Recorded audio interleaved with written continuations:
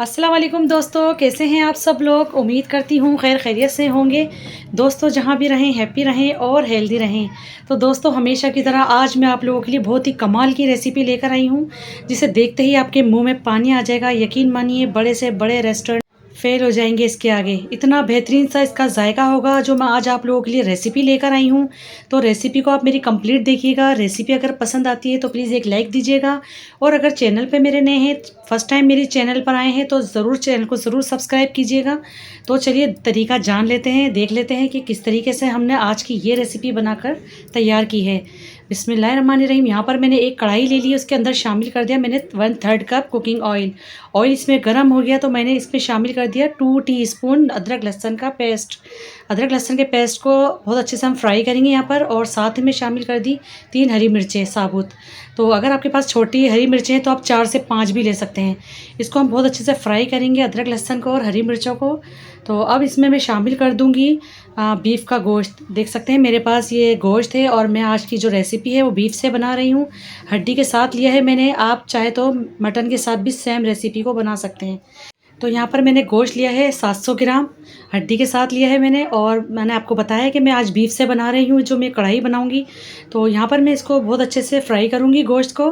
बस मैं यहाँ पर इतना अच्छा फ्राई करना है कि इसका जो कलर है वो चेंज हो जाए। तो बुनाई पर हमें यहाँ पर बिल्कुल भी कंप्रोमाइज़ नहीं करना, और इसका जितना भी पानी जो निकलता है एक्स्ट्रा वो हमें इसका यहाँ पर ड्राई करना है, गोश्त का जो अपना मीट का पानी होता है। तो देखिए मैंने इसकी बहुत अच्छे से बुनाई कर दी है यहाँ पर गोश्त की। तो अब मैं यहाँ पर शामिल कर रही हूँ प्याज।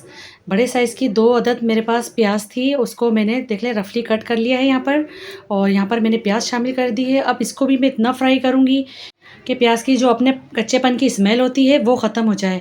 अच्छा याद रहे हमें प्याज को बहुत ज़्यादा यहाँ फ्राई नहीं करना, सिर्फ प्याज को हमें यहाँ पर सॉफ्ट करना है। तो जैसे ही यहाँ पर प्याज सॉफ्ट हो जाएगी फिर मैं आपको बताऊँगी। तो देखें यहाँ 7 से 8 मिनट हो गए हैं मुझे यहाँ पर तकरीबन भुनाई करते हुए, और आपको भी इसी तरह से ही स्टेप को फॉलो करना है। पहले आपको गोश्त को फ्राई करना है, फिर प्याज डालनी है यहाँ पर। और प्याज भी देखें मैंने बहुत अच्छे से यहाँ पर फ्राई कर ली है, और बिल्कुल सॉफ्ट हो चुकी है हमारी यहाँ पर प्याज। तो अब मैं यहाँ पर नमक शामिल करूँगी 1 टीस्पून, या फिर अपने टेस्ट के अकॉर्डिंग डाल सकते हैं आप। तो यहाँ पर नमक डाल के भी मैं इसको अच्छे से पहले मिक्स कर लेती हूँ। अभी हमने यहाँ पर कोई मसाले शामिल नहीं किए हैं, सिर्फ नमक शामिल किया है मैंने यहाँ पर, और इसको भी मैंने बहुत अच्छे से मिक्स कर दिया है। अब यहाँ पे बारी आ जाती है पानी शामिल करने की। तो मैं यहाँ पर हस्बे ज़रूरत पानी शामिल कर रही हूँ। तकरीबन 2 से ढाई गिलास यहाँ पे मैंने पानी शामिल किया है, और इसको हम मिक्स कर लेते हैं अच्छे से, और हमें इसको पकाना है। तकरीबन हम 1 घंटे तक के लिए इसको पकाने के लिए रख देंगे। और या फिर आप देख सकते हैं कि आपका गोश्त कितना टाइम लेता है, गोश्त गलने तक हमें यहाँ पर पकाना है इसको। तकरीबन 1 घंटे के बाद मैं आप लोगों को दिखाऊंगी। तो लीड लगा दी है मैंने, हल्की आंच पर इसको 1 घंटे तक मैंने पकाया है। तो अब मैं आप लोगों को दिखा देती हूँ। माशाल्लाह से देखें अच्छे से कुक हो चुका है, और पानी भी काफ़ी हद तक ड्राई हो गया है। वैसे मैंने बीच में 1-2 बार चम्मच चलाया था इसमें, ताकि अच्छे से मैं देख सकूं कि गोश्त हमारे लगे ना। और आप देख सकते हैं प्याज इसमें एकदम सॉफ्ट हो चुकी है, नरम हो चुकी है, बिल्कुल भी प्याज नज़र नहीं आ रही, और हमारा गोश्त भी यहाँ पर डन हो चुका है।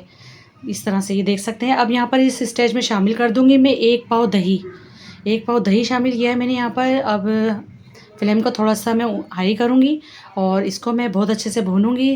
तकरीबन मैं यहाँ पर इतना भूनूँगी कि इसका जो पानी है दही का वो ड्राई हो जाए, और इसको हम भूनते जाएंगे। क्योंकि आज हम बना रहे हैं बीफ से वाइट कढ़ाई, और यकीन मानिए क्या ही कढ़ाई बनकर तैयार होगी कि बड़े से बड़े रेस्टोरेंट भी इसके आगे फ़ेल हो जाएंगे। आप लोग वाह वाह करते नहीं थकेंगे, इतना बेहतरीन सा इसका टेस्ट होगा।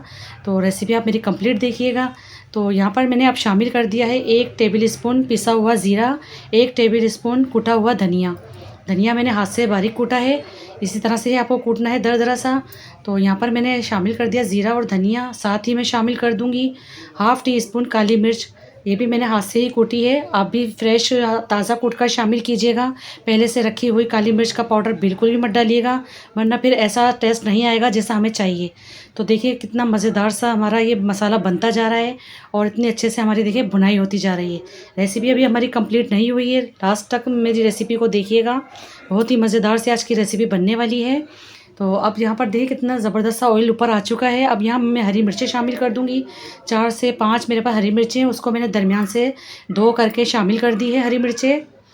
तो हरी मिर्चें डालकर भी अब मैं इसकी बहुत अच्छे से भुनाई कर लेती हूँ। और देखिए कितना अच्छा सा इसका ऑयल ऊपर आ चुका है। अब लास्ट में मैं ये करूँगी कि मेरे पास 1 कप की करीब दूध की मलाई है। दूध की मलाई मैंने शामिल कर दी है और यकीन मानिए इसके डालने से इतना हाई क्लास इसका टेस्ट हो जाएगा, इतनी स्मूथ सी हमारी इसकी ग्रेवी बनेगी।